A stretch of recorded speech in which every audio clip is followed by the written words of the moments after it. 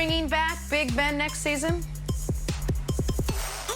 I like the Steelers bringing back Big Season, but this is why. It's just because they have nobody in the wings to replace Big Ben. You know, he's definitely on the latter part of his career, and he could have definitely sailed off into this offseason just like Phillip Rivers did, who just had a good season, and go ahead and retire. And I think it is time for the Steelers to move on. But like the Colts, management they had someone in the wings, like a Carson Wentz, that was along with their head coach that they knew was going to replace Phillip Rivers. Pittsburgh doesn't have anybody to replace Big Ben right now. And this isn't a franchise that just rolls through quarterbacks left and right. If you're the Steelers quarterback, you're probably going to be their quarterback for the next decade.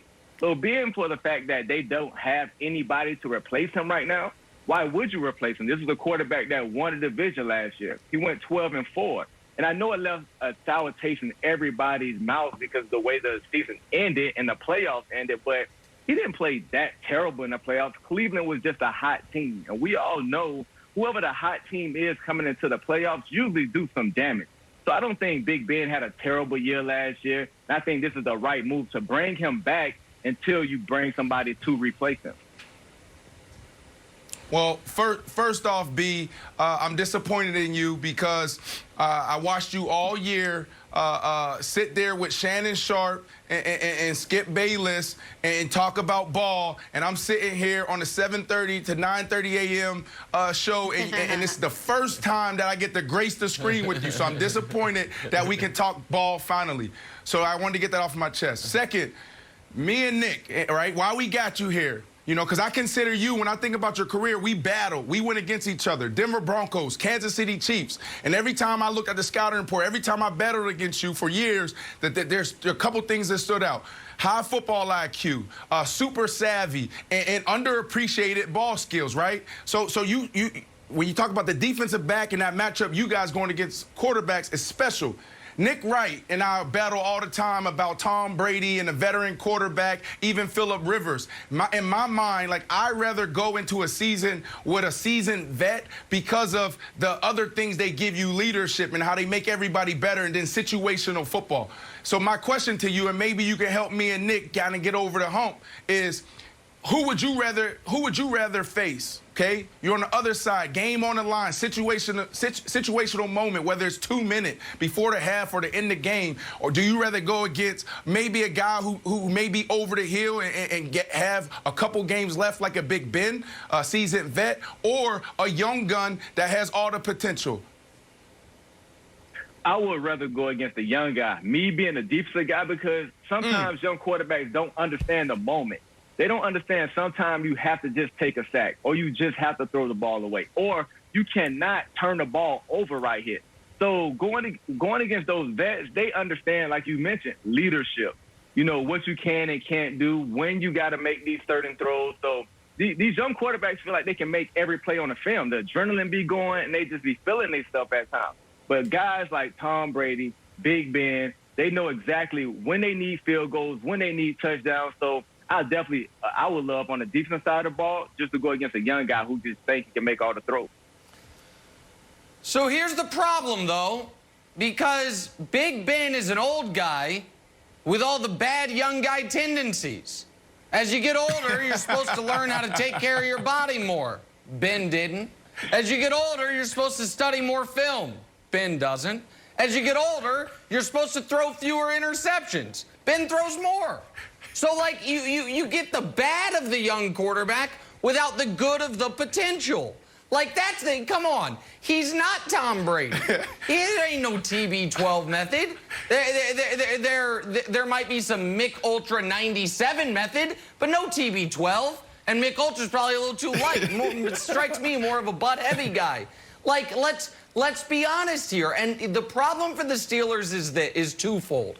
One is, they are, either way, whether they stuck with Ben or not, they were going to go into this season, Brandon Marshall, with, I believe, the worst quarterback in their division. Lamar's better, Baker's better. If Joe Burrow's knee is healthy, I think he'll be better.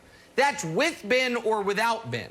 The reason that's a problem is if you run Ben back another year, pardon me, in 2021, then you're putting yourself in the position to be in the exact same position in 2022, Right. where you don't know what the answer is and you're in another year of transition. So I understand the Steelers franchise. They never change coaches. They never change quarterbacks. They want to do it the classy way. But, and maybe for the reputation of their franchise, this is the right move. But Brandon, for this upcoming year and for the Steelers over the next few years, this isn't the right move. Well, first of all, sometimes your trump card get trumped. Let's go back. What did you say? Big Ben is a veteran quarterback with the rookie tendencies.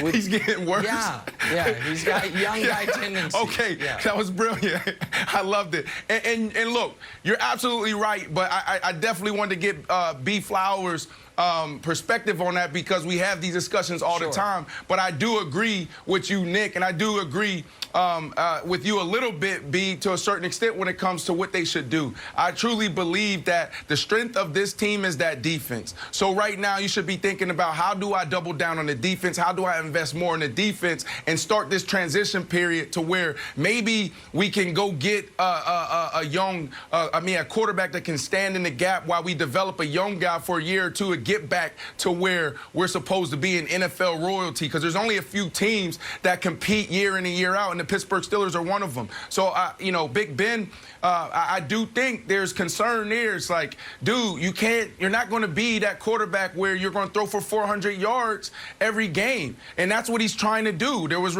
obviously reports last year, like Big Ben changing plays at the line of scrimmage. Here, I call a run play, and then Big Ben is throwing the ball. Mike Tomlin looking down the field at the offensive court like, bro, what's going on? And then what happens? At the end of the year, he fired. So, does Big Ben have that in him to where he can look himself in the mirror and say, you know what? Let them do their thing on defense. I'll hand the ball down on first, hand the ball off on second, and then it's third and manageable, and then I dink and dunk. I don't know if he's capable of doing that, so that's why I believe it's time for them to really consider moving on from Big Ben, B.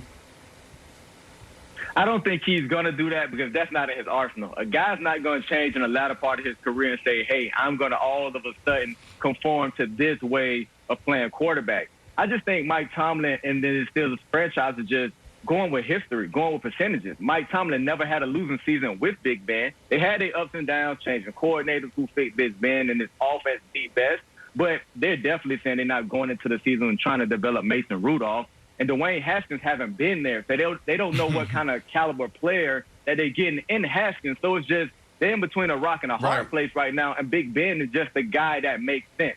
He's a guy that hasn't had a losing season, and it's almost like literally who else would I put in there? So that's the only reason I can see the Pittsburgh Steelers making this move. And that's fine, and I think you're right. But I think the Steelers do need to strongly consider taking a page out of the Chiefs' playbook in this regard. The Chiefs were coming off a playoff season. They had a veteran quarterback they knew wasn't going to be there long term. He didn't have the history of Big Ben, obviously. And they were drafting in the 20s. And they traded a future first-round pick to trade up to target their guy. Now, that doesn't always end up with Mahomes, but Jenna, and rarely ends up with Mahomes. But Jenna, they need to come out of this draft somehow with their quarterback of the future.